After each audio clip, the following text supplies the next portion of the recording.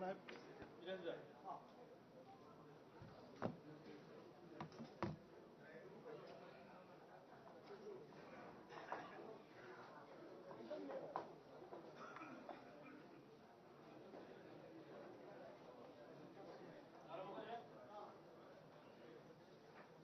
को स्वागत। जय श्री राम, नमस्कार। आज भारतीय जनता पार्टी तरफ संविधान गौरव अभियान अवसर में आम सहित मुख्य अतिथि भाव में सम्मानीय सांसद पूर्वतन केंद्र मंत्री माननीय श्रीयुक्त अनुराग सिंह ठाकुर जी आम सहित उपस्थित होती सहित आम यशस्वी सभापति माननीय मनमोहन सामल जी उपस्थित अच्छा। आमर राज्यर प्रभारी माननीय विजयपाल सिंह जी तुमार उपस्थित अच्छा। ये जो प्रेस मीट को वर्तमान आगू बढ़ेगा लगी आमर यशस्वी सभापति माननीय श्री मनमोहन सामल जी को निवेदन।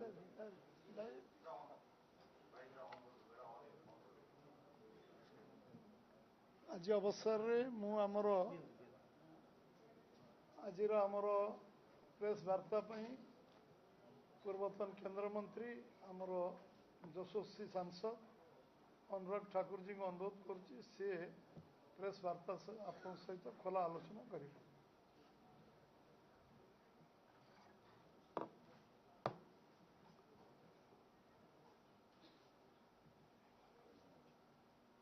चलेगा मेरे ख्याल से आपका तो बाकी से कैप्चर कर ही जाएगा। ठीक है वैसे ठीक चलेगा, ऐसे ही चलेगा, इसकी जरूरत नहीं। जय जगन्नाथ।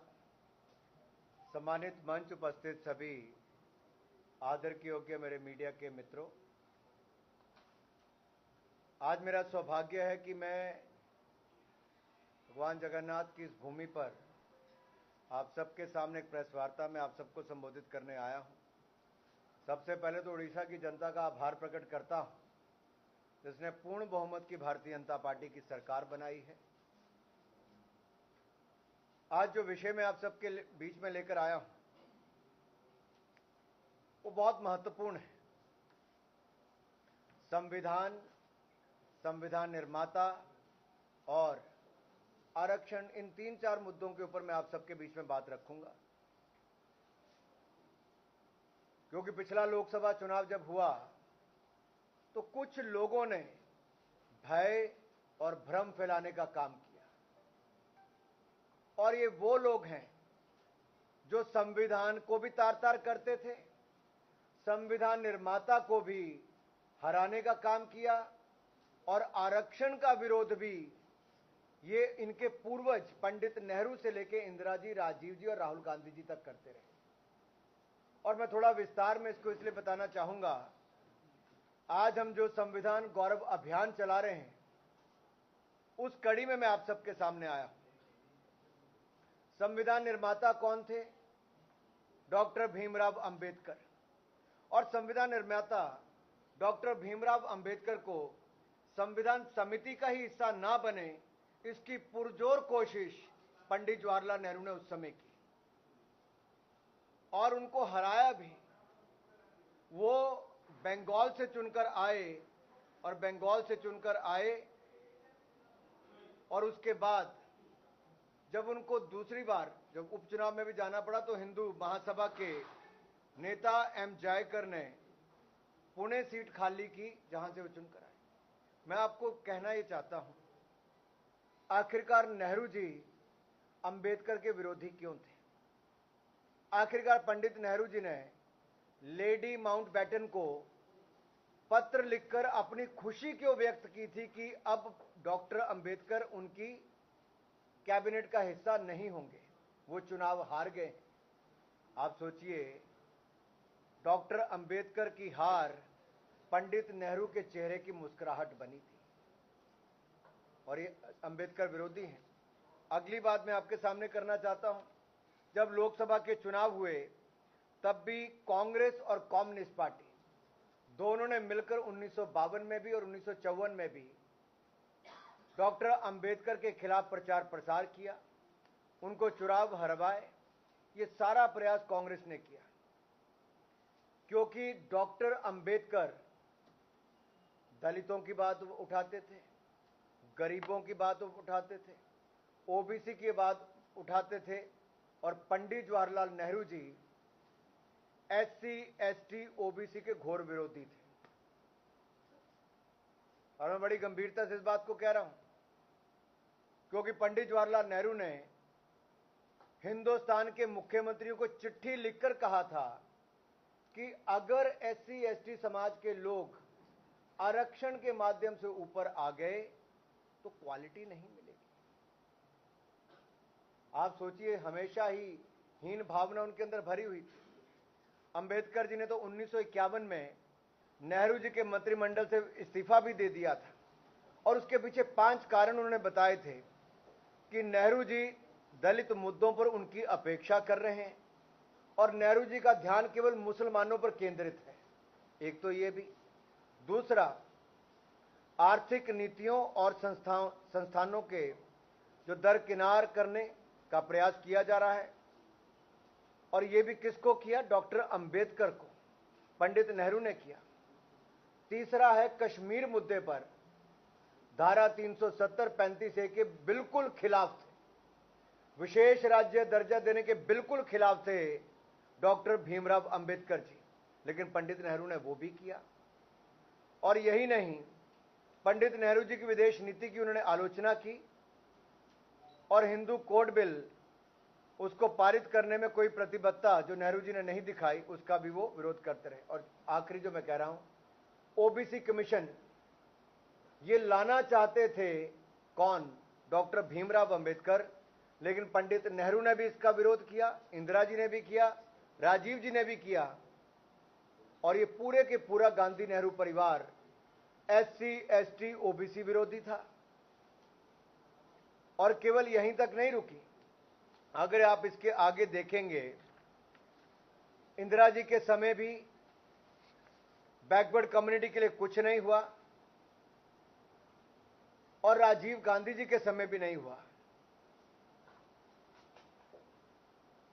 लेकिन जब नरेंद्र मोदी जी की सरकार आई तो एनआईटी और शैक्षणिक संस्थानों में ओबीसी को आरक्षण दिया गया, और national commission for backward caste NCBC यानी कि संवैधानिक दर्जा भी किसी ने दिया पिछड़े वर्ग को, तो नरेंद्र मोदी जी की सरकार ने दिया। 27 ओबीसी मंत्री नरेंद्र मोदी जी की सरकार में हैं, और न्यायपालिका और राज्यसभा में भी समावेशता सुनिश्चित करने का काम हमारी सरकार ने किया। आपको पता होगा, विख्यात संगीत में क्षेत्र में जो हैं इलैयाराजा जी, जो दलित समाज से आते हैं, उनको राज्यसभा देने का काम हमारी पार्टी ने किया। 3 दलित जजों को सुप्रीम कोर्ट में भेजने का काम हमारी सरकार ने किया। और यही नहीं, ऐसे अनेकों कार्य हमारी सरकार ने किए हैं। अब दूसरी बात जो मैं आप में आता हूं, जहां अंबेडकर जी का अपमान कहां और किया, आप याद करिए 2012 में एनसीईआरटी के पाठ्यक्रम में, सिलेबस में जो कार्टून दिखाया गया, उसमें कितना अपमान डॉक्टर अंबेडकर का किया गया। उसका विरोध करने के बाद उसको हटाया गया। कांग्रेस ने कोई सम्मान डॉक्टर भीमराव अंबेडकर को नहीं दिया। अरे सम्मान तो छोड़िए साहब, जब उनकी मृत्यु हुई तो दिल्ली में उनका अंतिम संस्कार नहीं किया गया। मुंबई उनके पार्थिव शरीर को भेजा गया, और हवाई जहाज का भी कोई विशेष इंतजाम नहीं किया गया, और उनकी पत्नी को हवाई जहाज से ले जाना पड़ा, उसका बिल भी उनको भेज दिया गया। आप सोचिए, कांग्रेस ने चुनाव तो हरवाया, मंत्रिमंडल से हराया, अपमानित कराया, कार्टून बनाया, और मरने के बाद भी उनका अंतिम संस्कार भी नहीं होने दिया। और डॉक्टर भीमराव अंबेडकर का पोर्ट्रेट अगर हमारे सेंट्रल हॉल में लगना था, संविधान कक्ष में, वहां पर भी नहीं लगने दिया। प्रतिमा तो दूर की बात है। और जब भारत रत्न देने की बात आई तो पंडित नेहरू जी ने खुद को भारत रत्न ले लिया, इंदिरा जी ने खुद को भारत रत्न ले लिया, कांग्रेस पार्टी ने अपनी सरकार आने पर राजीव गांधी जी को भारत रत्न दे दिया, लेकिन डॉक्टर बी.आर. अंबेडकर को भारत रत्न कांग्रेस ने नहीं दिया। भाजपा के समर्थन से जब वीपी सिंह जी की सरकार बनी, हमने कहा, तब जाकर डॉक्टर भीमराव अंबेडकर को भारत रत्न मिला। और जब नरेंद्र मोदी जी की सरकार आई, तब पंच तीर्थ बनाने का काम मऊ से लेकर मुंबई तक भारतीय जनता पार्टी की सरकार ने किया। उनकी जन्मस्थली से उनके अंतिम स्थान तक किया। मऊ हो, नागपुर हो, मुंबई हो, लंदन हो या दिल्ली हो, पांचों स्थानों पर हमने किया। 26 नवंबर को संविधान दिवस ये भारतीय जनता पार्टी की नरेंद्र मोदी की सरकार ने करने का किया। अब भी संविधान दिवस मनाना और संविधान पे चर्चा कराना ये नरेंद्र मोदी की सरकार ने किया। ये जो लाल किताब लेके राहुल गांधी घुमाते हैं ना, इन्होंने कभी पढ़ी भी नहीं है वो, क्योंकि वो जो संविधान की प्रतिमा दिखाते, मैंने पूछा था पन्ने कितने हैं, उनको पता ही नहीं था। पूरी कांग्रेस पार्टी में किसी को पता नहीं था, पूरे विपक्ष में किसी को पता नहीं था, पूरे हाउस में पूछा मैंने, पार्लियामेंट में, किसी को पता नहीं था। और इस बार जब संविधान पे चर्चा हुई, माननीय प्रभारी जी, तब मैंने राहुल जी का भाषण खत्म हुआ तो मैंने फिर खड़ा होकर पूछा कि राहुल जी, जो प्रस्तावना इस पे लिखी है, जो किताब आप लाल दिखाते हो, उस प्रस्तावना को सुप्रीम कोर्ट के 2 प्रमुख वकीलों ने लिखा है, के वेणुगोपाल और गोपाल शंकर नारायण ने, प्रीफेस और फॉरवर्ड। और एक ने लिखा है कि पहले दिन से ही जुडिशरी के साथ इनकी नोकझोंक थी।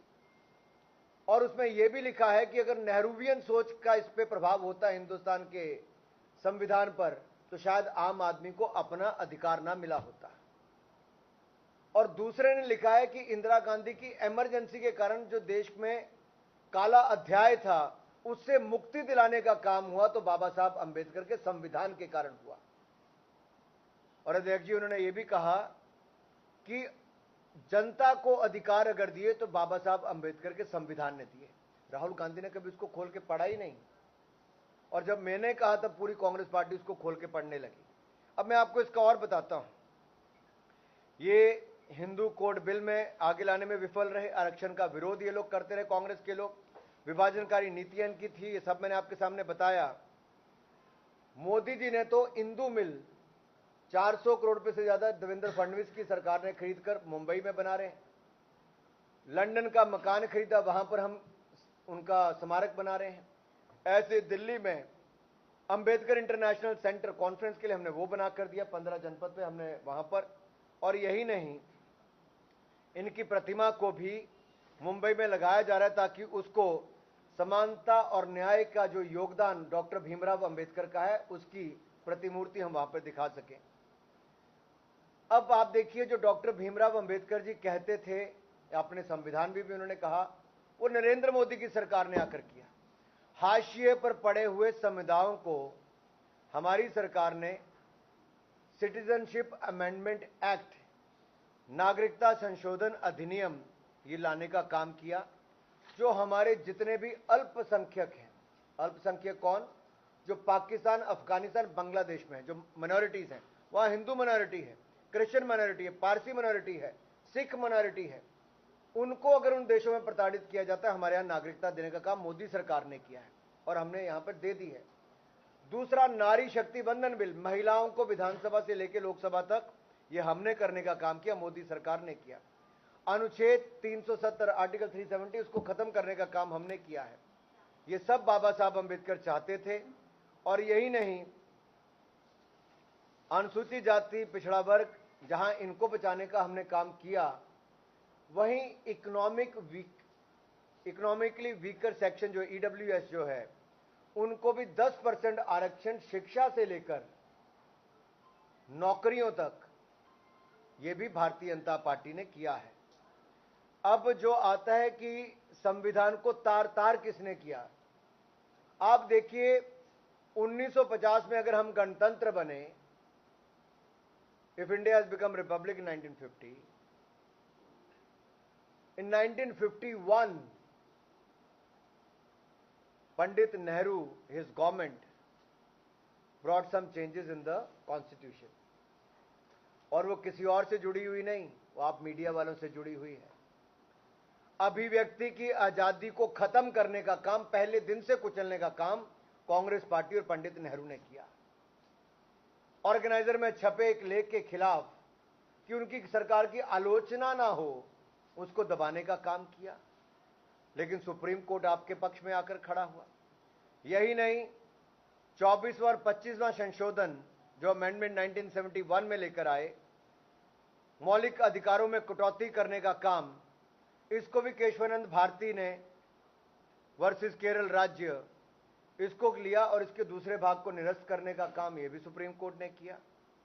और उसमें कहा था कि संसद को संविधान के मूल ढांचे में बदलाव नहीं कर सकती, ये सुप्रीम कोर्ट ने कहा। और तीसरा जो 1976 में 42nd अमेंडमेंट है, 42वां संशोधन है, उसमें भी कार्यपालिका की शक्तियों में उनको केंद्रीकरण करने की बात हो, न्यायिक समीक्षा को कमजोर करने का काम हो, तथा यह घोषित करना कि संवैधानिक संशोधनों को न्यायालय में चुनौती नहीं दी जा सकती। ये इमरजेंसी के कालखंड में किसी और ने नहीं, राहुल गांधी की दादी इंदिरा गांधी ने करके दिया था। और सुप्रीम कोर्ट ने इन संशोधन के कुछ प्रावधानों को अनकॉन्स्टिट्यूशनल, असंवैधानिक करार किया और न्यायिक समीक्षा तथा मूल संरचना जो है उस सिद्धांत को सुदृढ़ किया। तो बार बार कांग्रेस ने जो करने का काम किया उस पर सुप्रीम कोर्ट का तमाचा उनके मुंह पे लगा। 39वां संशोधन अनैतिक रूप से पारित किया तो 1975 में किया।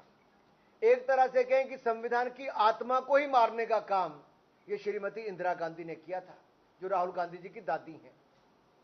और यही नहीं, आप देखिए 7 अगस्त को 39वां संशोधन ये लोकसभा में बिना किसी बहस के पारित कर दिया और उसके बाद राज्यसभा में शीघ्र इसको अनुमति प्रदान कर दी गई, वहां स्वीकृति मिल गई।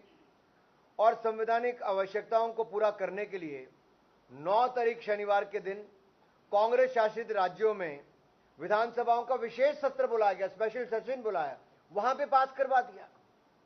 और 10 तारीख को संडे था, 10 अगस्त को, उस दिन राष्ट्रपति भवन को खुला रखा गया और संशोधन को अंतिम रूप वहां पर दे दिया गया। ये इस तरह से लोकतंत्र की हत्या की गई। और 11 अगस्त तक इंदिरा गांधी के इलेक्शन को जो चुनौती देने वाली याचिका है उसको खारिज करने का पूरा अमली जामा पहना दिया गया। ये कांग्रेस है जो संविधान को तार तार करती थी। और राहुल गांधी जी वो हैं जिनके पूरे परिवार, जी भाई साहब, उस पर मंडल कमीशन पे भी आऊं, वो जब रिजर्वेशन की बात करेंगे तब। तो ये राहुल गांधी जी जो संविधान को तार तार करने की बात करते हैं, इनके परिवार ने किया है। आपातकाल जो कालखंड है, इसमें लोकतांत्रिक अधिकारों का हनन हुआ, ये मैंने आपके सामने रखा। अब आर्टिकल 356, इसका दुरुपयोग किसने किया? सरकारें गिराने में 88 टाइम्स कांग्रेस ने सरकारें गिराई हैं। इंदिरा गांधी जी ने एक ही दिन में 7 राज्यों की सरकारों को गिरा दिया था, बगैर कोई कारण बताए गिरा दिया। आप सोचिए क्या किया। और यही नहीं, और ये कब किया? 17 फरवरी 1980 को इंदिरा गांधी जी ने। लेकिन जहां तक महिलाओं को अधिकार देने की बात थी तो शाहबानो केस में राजीव गांधी जी मुकर गए। लेकिन नरेंद्र मोदी जी ने ट्रिपल तलाक कानून लेकर आए और वहीं पे नारी शक्ति वंदन बिल लेकर आए। महिलाओं के हक में जहां एक और मोदी सरकार खड़ी हुई, दूसरी तरफ कांग्रेस ने महिलाओं के अधिकार छीने हैं। कांग्रेस ने तो एक महिला ने इमरजेंसी लागू की, इंदिरा गांधी ने। जब सोनिया गांधी जी आई तो उसने नेशनल एडवाइजरी काउंसिल बनाकर मनमोहन सिंह जी के प्रधानमंत्री के अधिकार लेके भी सुपर प्राइम मिनिस्टर बन के वो खड़ी हो गई। ये कांग्रेस है। यही नहीं, मैं आपको एक और बात कहना चाहता हूं। अब वो बोलेंगे कि भाजपा ने भी संशोधन किए। जी हां, हमने किए, लेकिन किस लिए किए? राष्ट्र हित में किए। हमने 101वां संशोधन जो किया, जीएसटी लेकर आए, जिसके कारण आज जीएसटी की कमाई राज्यों की और केंद्र की औसतन 1,75,000 करोड़ रुपया हो गई है। ये हम लेकर आए जीएसटी का अमेंडमेंट, इससे देश को फायदा हुआ। दूसरा हम अमेंडमेंट लेकर आए ओबीसी कमीशन को संवैधानिक दर्जा देने का। इससे जो वर्षों पुरानी मांग थी वो हमने पूरी की है, नरेंद्र मोदी की सरकार ने। तीसरा हम 10% आरक्षण लेकर आए इकोनॉमिक वीकर सेक्शन को एजुकेशन एंड एम्प्लॉयमेंट में। ये वर्षों पुरानी मांग थी, हमने पूरी की। और चौथा 106 अमेंडमेंट हम लेकर आए, 33% रिजर्वेशन फॉर वुमेन। हम गर्व से कहते हैं हम 4 संशोधन लेकर आए तो जनता के हित में लेकर आए। वैसे ही ऐतिहासिक सुधार हमने 370A आर्टिकल उसको खत्म करके किया है और ट्रिपल तलाक नया कानून बना के किया है और CA जैसे कानून बनाकर हमने ये किया है। अंत में साथियों इतना ही कहूंगा कि मंडल कमीशन और उससे पहले काका कालेलकर की रिपोर्ट, मैं कांग्रेस से पूछना चाहता हूं, ऐसी कौन सी मजबूरी थी कि काका कालेलकर की रिपोर्ट को लागू नहीं किया गया? ऐसी कौन सी मजबूरी थी कि मंडल कमीशन की रिपोर्ट को लागू नहीं किया गया? यह केवल एक मजबूरी थी कि SC, ST, OBC विरोधी कांग्रेस को दलित और पिछड़ा वर्ग को आरक्षण नहीं देना था, उनको गरीब पिछड़ा ही रखना था। लेकिन नरेंद्र मोदी की सरकार बनी और पहले भी हमारी समर्थन वाली सरकारें बनी, तब जाके मंडल कमीशन की रिपोर्ट को भी लागू किया गया था और इस बार भी संवैधानिक दर्जा NCBC बनाकर हमने दिया है। इतना ही मैंने कहना था कि आज का ये संविधान गौरव अभियान, ये 3 पहलू मैंने आपको बताए। अंबेडकर का अपमान कांग्रेस ने किया जो संविधान निर्माता थे, संविधान को तार तार और संविधान को छीलने का और खत्म करने का काम कांग्रेस ने किया, और तीसरा SC, ST, OBC को आरक्षण का विरोध और उनको पिछड़ने का काम ये भी कांग्रेस ने ही किया।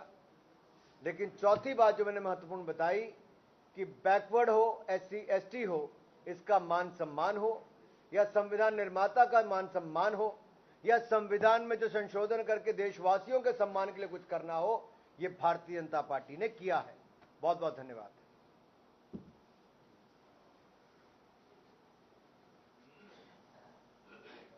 समस्त को बहुत बहुत धन्यवाद। आपण माने प्रेस मीट रे शामिल हेले अम्मान सहित। बर्तमान गोटे इंटेलेक्चुअल मीट अच्छी।